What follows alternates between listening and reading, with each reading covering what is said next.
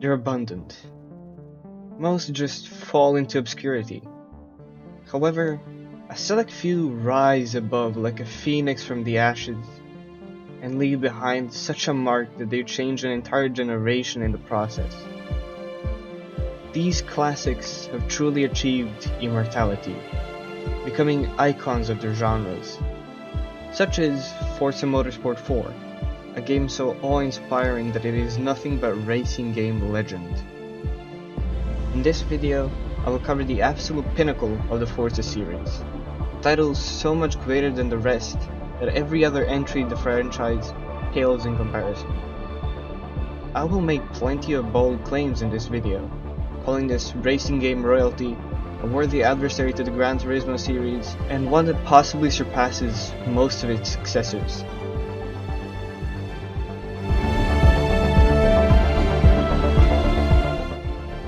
Well, it is just an incredibly fun game with a mountain of content that doesn't get stale, and is an all-round amazing product. The handling model is mostly faultless, the track selection is outstanding, and the sense of speed is visceral. Forza's user interface is lovely to navigate, and never feels like you have to go through 15 menus to find what you're looking for. The soundtrack suits the presentation, and is overall really enjoyable. I will cover all of these more thoroughly later in the video. These sound like things you'd expect from a racing game, but it just never is the case. There's always something missing, and here is a wonderful blend of all elements that are needed to create a super solid track racer. It is rarely a single factor that determines the greatness of a game, but rather the perfect mix of every other element working perfectly together to create an elevated experience unlike any other. That is precisely what FM4 achieves, something no other Forza Motorsport title managed to do so, at least in my opinion.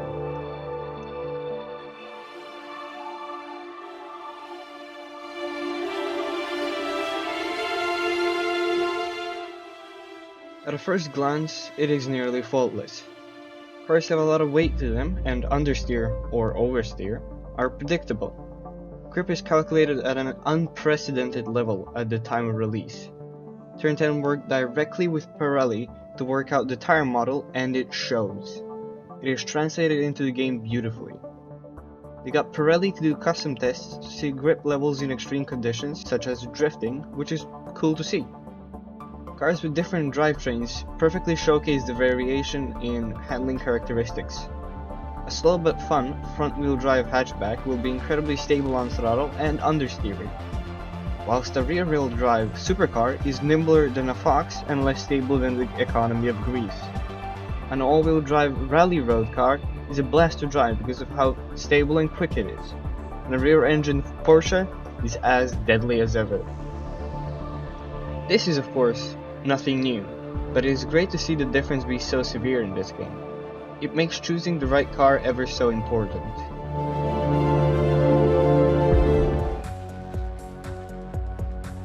The progression system is well paced and offers the player a chance to have a phenomenal time. You start off in tiny city cars and work your way up. In a few hours of playtime, you have the money to get into an A-class event with some of the nicest street machinery in the game. You are thrown into the world of Forza Motorsport with the World Tour, which is separated into multiple divisions. Each division has a certain number of events, and every one of those events has multiple randomized races you can enter to complete it. They're always set to circle around the car you're driving currently.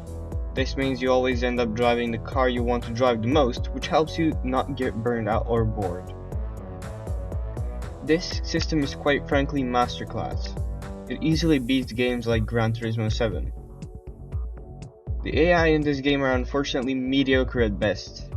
I generally had no issue beating them on the highest difficulty, which is highly disappointing.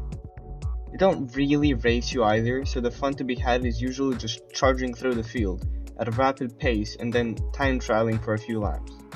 Later on in the career, they become better opponents, but the start is woeful. On the bright side, at least they aren't as utterly useless as the AI in Gran Turismo games of that generation. Here they're at least semi-competitive, whereas in GT5 and GT6, you just blast past them all within 3 corners at best. There are 2 types of leveling systems, driver levels and manufacturer affinity levels. Every time you get your driver level up, you're gifted a car with proportional performance to where your level should be in the game. Manufacturer affinity levels work in a similar manner. You gain affinity XP and level it up. Here, levels are on a manufacturer to manufacturer basis. By leveling up, you get a credit bonus and a certain discount on upgrades as well as an icon for your profile. The max affinity level is 50, and you get 150,000 credits as a bonus. The sum of all manufacturer bonuses is 4.729 million credits. You can then view all of your affinity levels in the menu, showing you which car maker you prefer to drive the most. In my case, those were Chevrolet and Ferrari. I personally bought myself a Ferrari F430 as soon as I had the chance to drive it, and it has been a blast.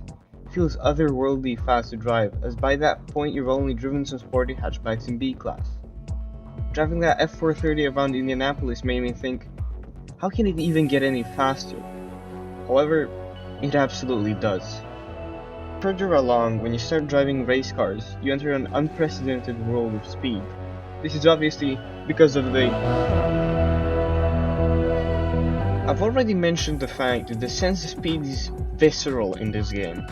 This is achieved with a mix of engine sounds, camera shake, objects you're flying past, and obviously motion blur. Fast cars feel crazy to drive. Sitting behind an LMP1 car was such an incredible experience that I couldn't believe I was driving something so fast, only to look at the speedometer and see I'm barely hitting 300 km/h. Forza games have always had a good sense of speed, so this isn't unexpected, but it was lovely to see.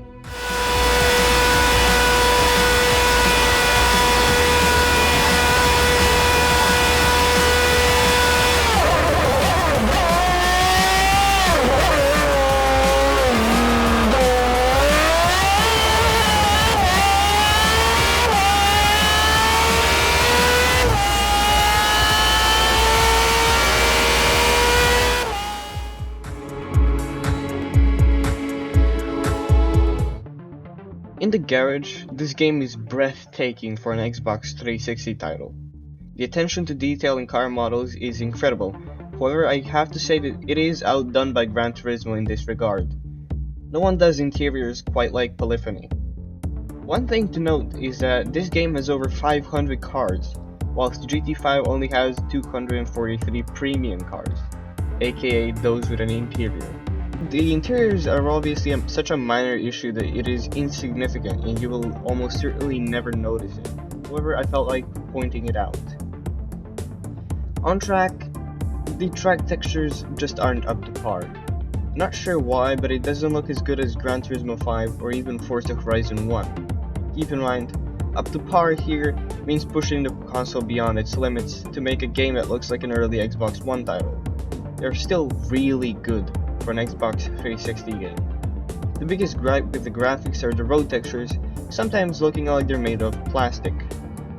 I don't really know where to put this, so it will just go here because damage is a visual thing, I guess. The damage model is extremely well done and brings force to the collisions you partake in. As per usual, you can set the damage model to none, cosmetic only, and simulation. Simulation has the added difficulty of performance decreasing due to damage, as well as tire wear and fuel consumption. These are only available in endurance races.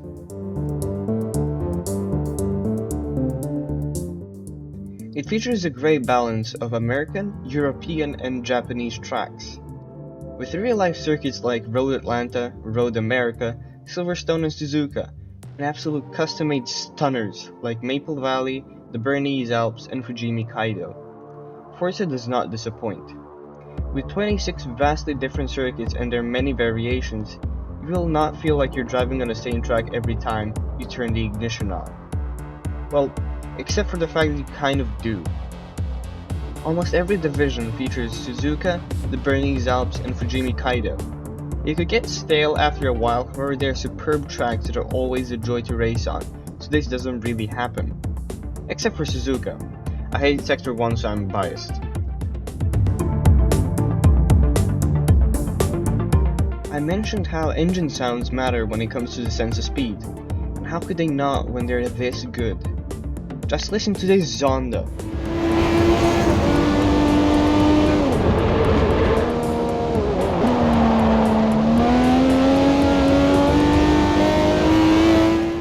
A stunning showcase of audio engineering that never gets old. Props to the sound team for enhancing this game in such a way. It is priceless. Oh, and here's a comparison between Gran Turismo 5 and Forza Motorsport 4 with the same car. I believe this says enough.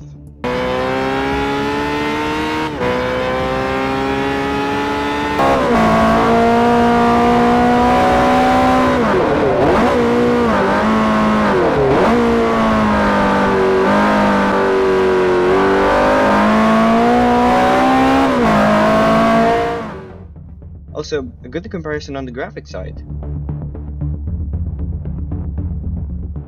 Well, only kind of. Whilst this is a superb game I highly recommend, the driving experience itself is superior on Sony's flagship. Another thing it doesn't have on GT5 is the car list. However, most of the GT5 car list is made up of PS2 models, so there's that. Forza has a better UI, a more streamlined career mode, and Jeremy Clarkson, among other things. All of these factors considered, and which is better? I've thoroughly played both and honestly cannot decide. They're brilliant titles in their own right, and I'd put them as worthy equals. However, I must admit that I'm leaning more towards the Forza side. Maybe with the online support GT5 had, it could match Motorsport, but in its current state, it just does not have enough content to do so. Quite a shame, really. A thing I've noticed that is rather rare for me in other games is the fact that I kept wanting to play more of it. My recording sessions became bursts of a few races and then doing something else. However, the important thing is that I always wanted to indulge in it some more. These are the highest regards you can give a game. It made me keep going. Using Xenia to emulate this game is a pain. I've gone through a world of pain to get this running as properly as possible because of a bug I encountered with the emulator itself, which to be fair was caused by my own incompetence. I improperly installed Disk 2 of the game and it didn't boot into some races. Thankfully, with the help of a Reddit user, I managed to diagnose the problem and fix it. Unfortunately, I could not get Disk 2 running at all. It kept crashing my game. Removing the files, however, completely fixed everything. This video only contains content on Disk 1, which is the entire career mode and all but 200 or so of the cars. I had no other choice than to buy an Xbox 360 with a Motorsport 4, which would have cost way too much. When you first boot the game up, you're greeted with a square shadow on the track and plenty of weird graphical gremlins as well as track texture glitches. It's quite frankly a mess.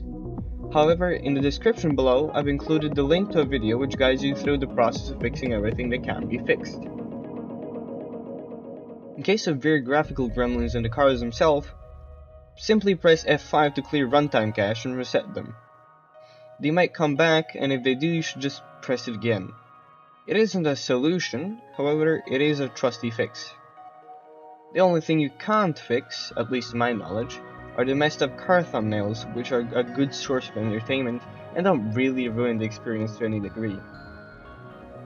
With that out of the way, props to the Xenia team for getting Xbox 360 emulators to such a level that it runs at a solid 60 FPS, at least on my hardware. After writing this entire script, I've encountered a sound glitch which loops the game's sound over and over again forever. The only fix for this is a game restart, which makes it so annoying to encounter, especially considering how common it is. I can hardly get through 2 races without it happening. I don't know why this happens, which makes fixing it so much more difficult than it should be. Would I recommend Xenia for this game? Well, not exactly. I highly suggest that you play this game on an original 360, and not an emulator, since the experience is far smoother and way more straightforward. If you have no other choice, Xenia will suffice. Unlike RPCS3, Xenia actually runs its console's flagship racing title without super frequent crashes. So, If you follow some tutorials, you can play this game in its entirety with only 30 or so minutes of effort. Obviously, no racing game can be quantified with a numerical score, so I continuously refuse to do so. The highest honor I can give a game is to recommend it to someone. That is what I'm doing here too. Please, play this game. It is a gem deserving of your attention. Whether that is on your old 360 or with Xenia is irrelevant. Just boot it up and enjoy. You won't regret it.